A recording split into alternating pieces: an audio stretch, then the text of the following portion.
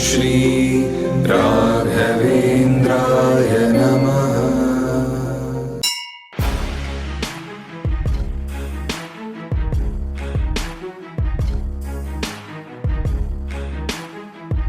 ಶ್ರೀ ಗುರು ರಾಘವೇಂದ್ರಾಯ ನಮಃ.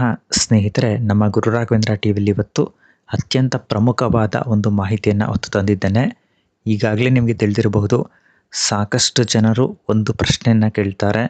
ನಾವು ಮಾಂಸಾಹಾರಿಗಳು, ನಮ್ಮ ಮನೆಯಲ್ಲಿ ರಾಘವೇಂದ್ರ ಸ್ವಾಮಿಗಳ ಫೋಟೋ ಆಗಿರಬಹುದು, ಬೃಂದಾವನ ಆಗಿರಬಹುದು, ಅಥವಾ ವಿಗ್ರಹವನ್ನು ಇಟ್ಟು ಸ್ಥಾಪನೆ ಮಾಡಬಹುದೇ, ಅವರ ಪೂಜಾ ಕೈಂಕರ್ಯಗಳನ್ನು ನಾವು ಮನೆಯಲ್ಲಿ ನಡೆಸಬಹುದೇ ಅಂತ ಹೇಳಿಬಿಟ್ಟು ಪ್ರಶ್ನೆಗಳು ಬರ್ತಾ ಇರುತ್ತೆ. ಇದಕ್ಕೆ ನೀವು ಆನ್ಲೈನಲ್ಲಿ ಸಾಕಷ್ಟು ಜನ ಹೇಳ್ತಾ ಇರ್ತಾರೆ, ಬೃಂದಾವನ ಇಡಬಾರ್ದು, ವಿಗ್ರಹ ಇಡಬಾರ್ದು, ಹಾಗೆ ಹೀಗೆ ರಾಯರು ಶಾಪ ಕೊಟ್ಬಿಡ್ತಾರೆ, ಏನೆಲ್ಲ ವಿಡಿಯೋಸ್ನ ಕೇಳ್ಕೊಂಡು ಬಂದಿರ್ತೀರ, ನೋಡ್ಕೊಂಡು ಬಂದಿರ್ತೀರ. ಆದರೆ ಅಸಲಿ ಸತ್ಯವನ್ನು ಕೆಲವರು ಮಾತ್ರ ಹೇಳ್ತಾರೆ, ಕೆಲವರು ಹೆದರಿಸಿ ಹೇಳ್ತಾರೆ. ಯಾಕಂತಂದರೆ ಕೆಲವು ಜನರು, ಅಂದರೆ ಕೆಲವು ಪಂಗಡದವರು ಮಾತ್ರ ರಾಯರನ್ನು ಪೂಜೆ ಮಾಡಬೇಕೆಂಬ ಅಭಿಲಾಷೆ ಕೂಡ ಇದೆ. ಅದು ಎಲ್ಲರಿಗಲ್ಲ, ಕೆಲವರಿಗೆ ಮಾತ್ರ. ಅದು ಅವರವರ ವೈಯಕ್ತಿಕ ವಿಚಾರ. ಆದರೆ ಆಕಾಶವನ್ನು ನೋಡಲಿಕ್ಕೆ ಜಗಳ ಯಾಕೆ? ಹಾಗೆ ರಾಯರು ಕೂಡ. ರಾಯರು ವಿಶಾಲವಾದ ಸಮುದ್ರ ಇದ್ದಂತೆ. ಅದರಲ್ಲಿ ಒಂದು ಬೊಗಸೆ ನೀರನ್ನು ಒಬ್ಬ ವ್ಯಕ್ತಿ ಬಂದು ತಗೊಂಡ್ರೆ, ಅವನು ಯಾವುದೇ ಜಾತಿ ಧರ್ಮದವನಾಗಿರಲಿ, ಆ ವಿಶಾಲವಾದ ಸಮುದ್ರದಲ್ಲಿ ಒಂದು ಬೊಗಸೆ ನೀರನ್ನು ತೆಗೆದುಕೊಂಡರೆ ಸಮುದ್ರಕ್ಕೆ ಏನಾದರೂ ಆದೀತೆ? ಅದೇ ರೀತಿಯಲ್ಲಿ ರಾಯರು ಅಷ್ಟೆ. ಅಪಾರವಾದಂತಹ ಭಕ್ತ ಸಾಗರವನ್ನು ಹೊಂದಿರುವಂತಹ ಗುರು ರಾಯರು ಜಾತಿ ಧರ್ಮವನ್ನು ಲೆಕ್ಕಿಸಲಾರರು. ಅವರಿಗೆ ಪ್ರಮುಖವಾಗಿ ಬೇಕಾದಂತಹದ್ದು ಶ್ರದ್ಧೆ, ಭಕ್ತಿ, ನಿಷ್ಠೆ. ಇವೆಲ್ಲವೂ ಅವರಿಗೆ ನಾವು ಕೊಡುವಂತಹದ್ದು. ಇದನ್ನು ಯಾರು ಕೊಡ್ತಾರೆ, ಇದನ್ನು ಯಾರು ಸರಿಯಾದ ರೀತಿಯಲ್ಲಿ ಮಾಡ್ತಾರೆ, ಅವರ ಎಲ್ಲರ ಮನೆಗಳಲ್ಲಿ ಸಹ ಫೋಟೋ ಆಗಿರಲಿ, ಬೃಂದಾವನ ಆಗಿರಲಿ, ಅಥವಾ ವಿಗ್ರಹಗಳಾಗಿರಲಿ ಇಟ್ಟು ಸ್ಥಾಪನೆಯನ್ನು ಮಾಡಬಹುದು. ನಾನು ನನ್ನ ಕೈಯಿಂದ, ಅಂದರೆ ನಮ್ಮ ಗುರು ರಾಘವೇಂದ್ರ ಟಿವಿ ಚಾನಲ್ ವತಿಯಿಂದ ನಾವು ಬೃಂದಾವನಗಳನ್ನು ಕೊಡ್ತೇವೆ. ನಮ್ಮ ಹತ್ರ ಸಿಗುವಂತಹ ಬೃಂದಾವನ ಬೇರೆಲ್ಲೂ ಸಿಗಲ್ಲ. ವಿಶೇಷ ಏನಕ್ಕಂದರೆ ನಾವು ಒರಿಜಿನಲ್ ಬೃಂದಾವನಗಳನ್ನು ಮಾತ್ರ ಕೊಡೋದು. ಹಾಗೆ ಪಂಚಲೋಹ ವಿಗ್ರಹಗಳು ಒರಿಜಿನಲ್ ಮಾತ್ರ ನಾವು ಕೊಡ್ತಾ ಇರೋದು. ಈ ಕಾರಣದಿಂದ ನಮ್ಮಲ್ಲಿ ಸಿಗುವ ಬೃಂದಾವನದ ವಿಶೇಷತೆಯೇ ಬೇರೆ. ಇಂತಹ ಒರಿಜಿನಲ್ ಬೃಂದಾವನಗಳನ್ನು ಇಟ್ಕೊಳ್ಳೋದ್ರಿಂದ ಯಾವುದೇ ಸಮಸ್ಯೆ ಇಲ್ಲ. ಆದರೆ ಸಾಕಷ್ಟು ವಿಡಿಯೋಗಳಲ್ಲಿ ನೋಡಿ ಬರ್ಬೋದು, POP ಬೃಂದಾವನಗಳು, ಇದಕ್ಕೆ ಮಾತ್ರ ಪೂಜೆ ಸಲ್ಲಿಸಬೇಡಿ ಅಂತ ಹೇಳಿಬಿಟ್ಟು ಹೇಳಿರುವಂತಹದ್ದು.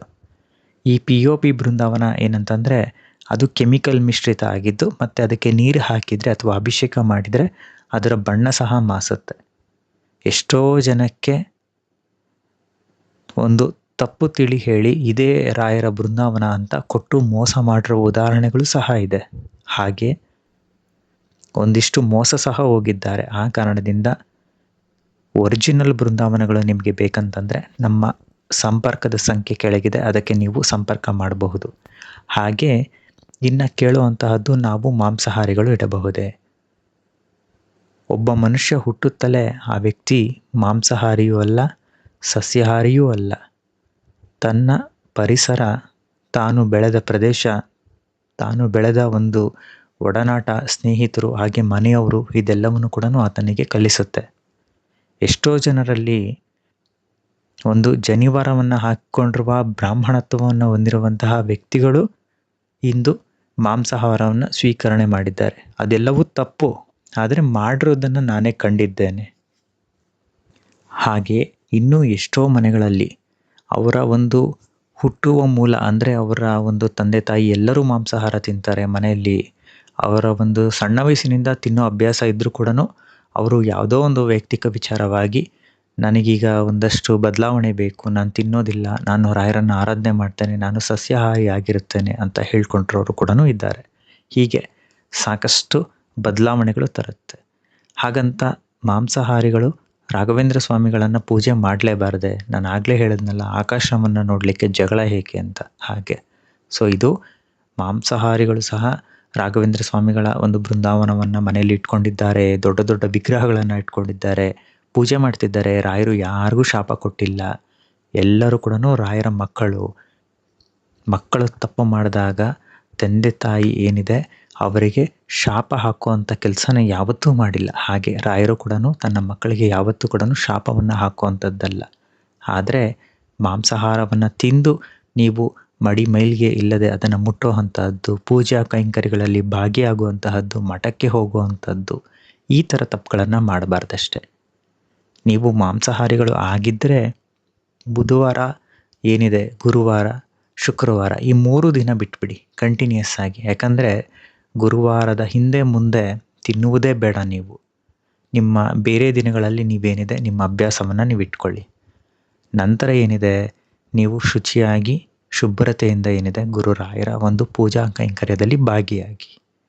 ಹೀಗೆ ಎಲ್ಲರೂ ಮಾಡ್ತಾ ಇರೋದು.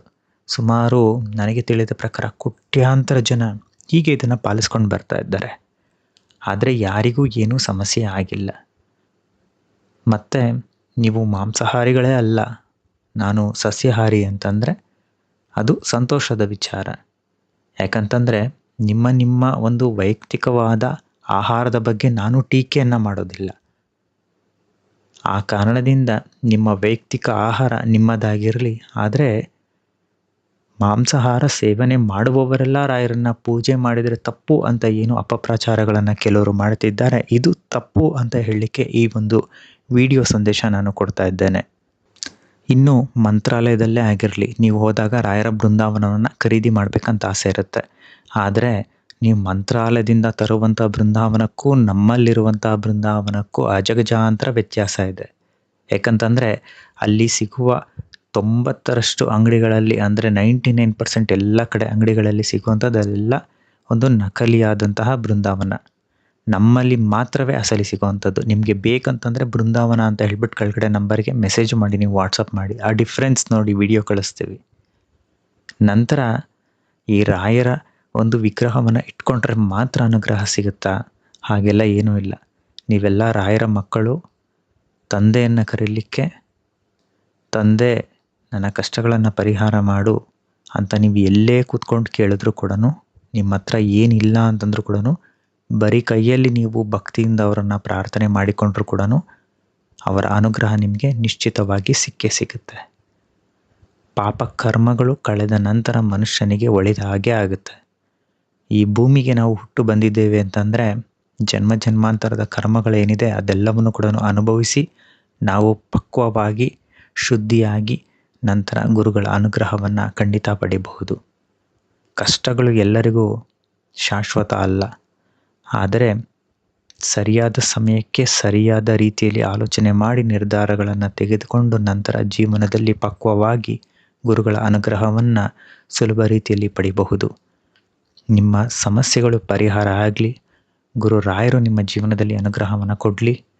ನಿಮಗೇನೇ ಸಮಸ್ಯೆ ಇದ್ರೂ ಕೂಡ ನಮ್ಮ ಗುರು ರಾಘವೇಂದ್ರ ಟಿವಿ ಕಡೆಯಿಂದ ಕೊಡ್ತಿರುವಂತಹ ನಾಮಲೇಖನ ಪುಸ್ತಕಗಳಿದೆ. ನಿಮ್ಮ ಸಮಸ್ಯೆನ ಬುಕ್ನಲ್ಲಿ ಬರೀಲಿಕ್ಕೆ ಜಾಗ ಇದೆ. ಅದನ್ನು ಬರೆದು ಗುರು ರಾಯರ ಅನುಗ್ರಹಕ್ಕೆ ಪಾತ್ರರಾಗಿ 2 ಪುಸ್ತಕ ₹170 ತೊಗೊತಾ ಇದ್ದೀವಿ.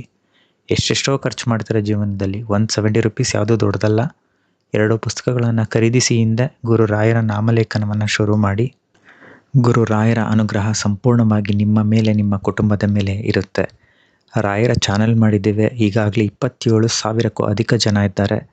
ನಮ್ಮ ಚಾನಲ್ಗೆ ನೀವು ಸೇರ್ಕೊಬೇಕಂತಂದರೆ ನಿಮ್ಮ ಹೆಸರು ಮತ್ತು ಊರಿನ ಹೆಸರನ್ನು ನನಗೆ ವಾಟ್ಸಪ್ ಮಾಡಿದ್ರೆ ರಾಘವೇಂದ್ರ ಸ್ವಾಮಿಗಳ ಒಂದು ವಾಟ್ಸಪ್ ಚಾನಲ್ ಲಿಂಕ್ ಕೊಡ್ತೀನಿ. ಅದರಲ್ಲಿ ಎಲ್ಲ ಮಾಹಿತಿಗಳನ್ನು ನೀವು ಪಡೆಯಬಹುದು. ಎಲ್ರಿಗೂ ಕೂಡ ಒಳ್ಳೆಯದಾಗಲಿ. ಶ್ರೀ ರಾಘವೇಂದ್ರ ನಮಃ. ಧನ್ಯವಾದ.